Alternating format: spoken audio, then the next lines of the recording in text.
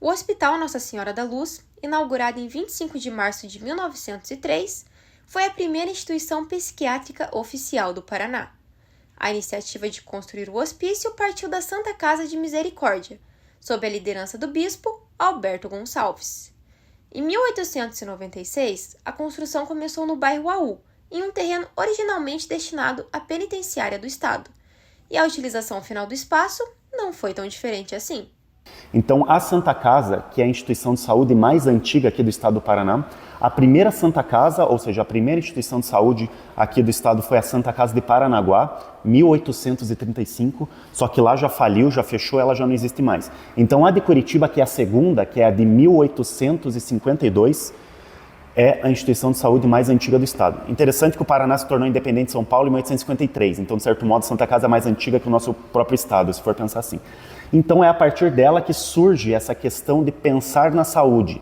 E é meio, não digo contraditório, mas pensando hoje que tem um estado que ele promove todas essas questões de bem-estar social, saúde e tudo mais, nessa época não, vem da Santa Casa, que é uma instituição leiga, mas o quê? Ligado com a igreja. Ou seja, a Santa Casa é fundada no seu preceito cristão, nas 14 obras de misericórdia, e nessas 14 obras tem cuidar do próximo, cuidar da saúde e tudo mais. O hospital que nós estamos aqui, a Santa Casa de Curitiba, o hospital, o prédio histórico, né, foi fundado em 1880 com a visita do imperador, ou seja, o Dom Pedro II esteve aqui na inauguração do hospital e no diário dele ele escreve o relato, né, o que ele fez, o que ele participou no dia e tal, e lá ele diz que aqui na Santa Casa tem uma bonita botica, que é o espaço que nós estamos, e na sequência ele fala que possui quartos com grades para os alienados. Quem seriam os alienados? As pessoas com problemas psiquiátricos e psicológicos. Só que isso é há mais de 140 anos atrás, só temos que pensar que não existia psiquiatria e psicologia como conhecemos hoje. Era quarto com grade, ok. Era bom ou não? São outros 500, daí isso é uma questão agora mais contemporânea do tratamento, mas era o que tinha na época. No auge do Nossa Senhora da Luz, que foi na época da década de 70, tinha 1.200 internos, ou seja, 1.200 pessoas que viviam lá dentro. Ou seja, como eu falei, não é à toa que o primeiro hospício se tornou uma prisão. Então, o que seriam os outros hospícios? Ou seja, de fato é uma certa prisão, digamos assim, para você retirar os indivíduos indesejados pela sociedade da sua época e deixar, digamos assim, trancafiados de uma maneira que não fosse incomodar a sociedade, né? Ou seja, deixar eles isolados, e aí partia um certo tratamento. E temos que pensar na época que o tratamento de 60, 70, 80, 100 anos atrás também era o que tinha na época, digamos assim, não era dos melhores, né? Então nem sempre tinha um tratamento e tinha essa ressocialização, digamos assim. Com o tempo, o hospital passou por mudanças significativas. Em 1938, foi renomeado como Hospital Psiquiátrico Nossa Senhora da Luz, refletindo o avanço na compreensão e tratamento das doenças mentais. Na década de 1940, a instituição foi transferida para o bairro do Prado Velho, onde novos pavilhões foram construídos, permitindo a separação dos pacientes por sexo e tipo de patologia, substituindo assim as celas individuais por enfermarias mais amplas. Dando um cenário geral de quem estava internado nessa instituição, eram majoritariamente pessoas pobres. Certo? Se a gente for falar em classe social, elas eram pessoas pobres. A categoria delas até estava como indigentes, mas isso é uma questão um pouquinho mais específica. Tem total sentido também com o escopo da própria instituição. Era um hospital, foi fundado ainda como hospício, né? Era o termo da época. E depois ele virou hospital psiquiátrico, certo? Só que sempre foi uma instituição da Santa Casa. E a Santa Casa de Misericórdia, né? As Santas Casas no Brasil e no mundo, tem várias Santas Casas por aí, elas são instituições essencialmente assistencialistas. Elas são instituições que foram idealizadas para gerir uma situação que é a situação da pobreza, a pobreza na coroa portuguesa. Tem 4 objetos que são interessantes para comentar, que nós temos aqui no nosso museu, né? Primeiro, um é o bisturi que fazia a lobotomia, ou seja, aquele procedimento em que faz o corte no crânio e tudo mais.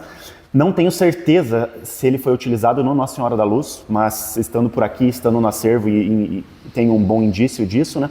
Também nós temos uma camiseta de força, uma camisa de força, né, do Hospital Nossa Senhora da Luz, é bem marcante, porque na questão do tratamento antigo ele era muito mais agressivo, muito mais violento, pessoas que tinham que ter essa contenção era realizada pela camisa de força. Hoje ainda existe, mas a contenção é feita de uma maneira, digamos assim, mais humanizada, não como antigamente, né? Também temos os equipamentos de eletrochoque, ou seja, o tratamento que era utilizado a partir do eletrochoque, né? Colocava o polo positivo e negativo na cabeça, ligava e dava choque no paciente, e esse era o tratamento da época. E também o outro objeto, artefato, que é interessante, são os livros de registros de pacientes, de entrada e saída de pacientes, praticamente dos últimos 100 anos, digamos assim.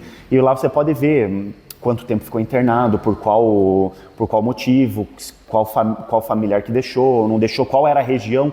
Tem muito pessoal que vinha do interior, muitos da capital, então é interessante que às vezes o pessoal faz um levantamento, pesquisadores, né, para entender um levantamento estatístico sobre quem eram as pessoas que ficaram internadas, por que ficaram, porque é meio subjetivo, mas quais eram os diagnósticos e tal, para tentar entender um pouco mais e como que era essa dinâmica do diagnóstico com o tratamento, né. A violência sempre existe em instituições assim, e essa violência não é documentada, né? Não vai estar lá no registro da enfermagem. Hoje... não sei o que. Né? Hoje dei remédio, não queria tomar. Então a gente não pode ser ingênuo com esse tipo de documentação, né? Não é porque não está escrito que não aconteceu. Por óbvio, eu também não posso fazer inferências infundadas, falando deve ter acontecido, de forma alguma. Não quero dizer isso.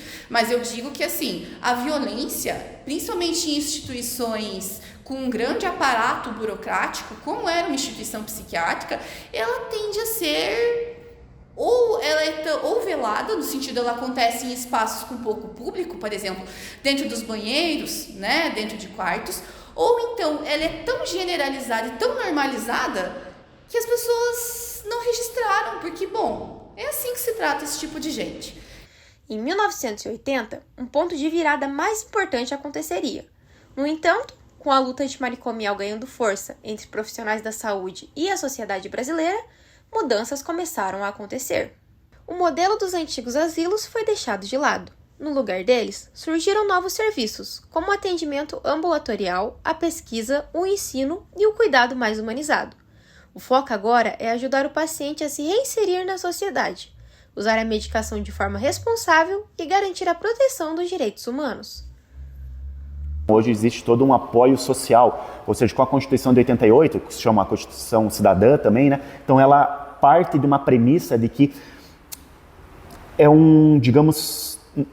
a saúde e saúde mental não é ela por si só, tem todo o contexto social, um contexto econômico, tem um contexto óbvio da área da saúde e tal. Então hoje, pensando assim, o Brasil está muito mais desenvolvido e avançado nessa questão porque existe uma integração social, econômica e da área da saúde